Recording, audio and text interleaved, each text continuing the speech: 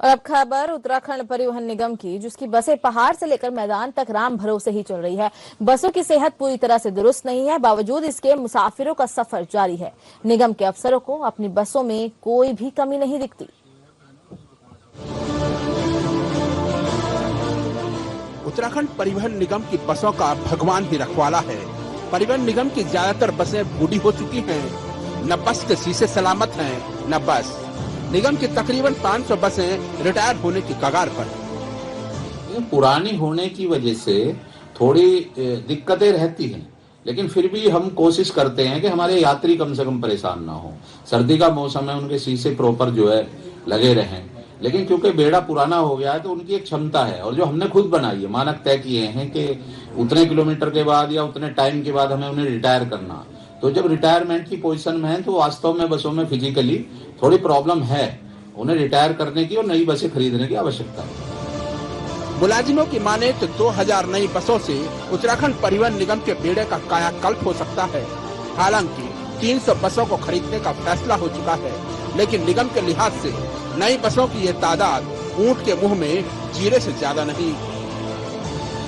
बार बार ये पिछले 3 साल से यूनियन अपनी वार्ताओं में, डिमांड लेटर में लगातार सरकार के साथ भी और अपने प्रबंधन के साथ भी लगातार ये मांग कर रहे हैं हम कि हमारा बेड़ा 2000 बसों का होना चाहिए। तो हमारी लगातार मांग रही है, और अभी 300 बसें खरीदने का निर्णय हुआ है, जिसमें से 150 बसें टाटा की और लीलैंड की, वो शायद हमारे बेड़े में जल्दी जुड़ेंगी। तो कुछ समस्या का समाधान होगा, लेकिन फिर भी एक बड़ी समस्या के तौर पे बस खरीदने की आवश्यकता उसका हल करना। वहीं दूसरी ओर उत्तराखंड परिवहन निगम के आला अधिकारियों को अपनी बसों में कोई खोट नजर नहीं आता। साहब की माने तो हर रोज पड़ताल के बाद ही बस सड़क पर सफर के लिए निकलती है।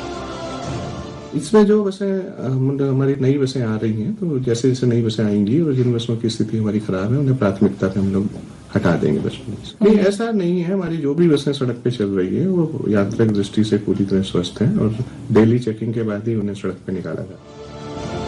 उत्तराखंड परिवहन निगम की बसें सुदामा सी बनी हुई हैं, बावजूद इसके शासन कृष्ण बनने को तैयार नहीं।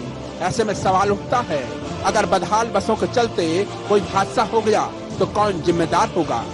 सवाल ये भी है कि आखिर महकमे की फरियाद शासन में अनसुनी क्यों है? देहरादून से साक्षी पोखरियाल की रिपोर्ट।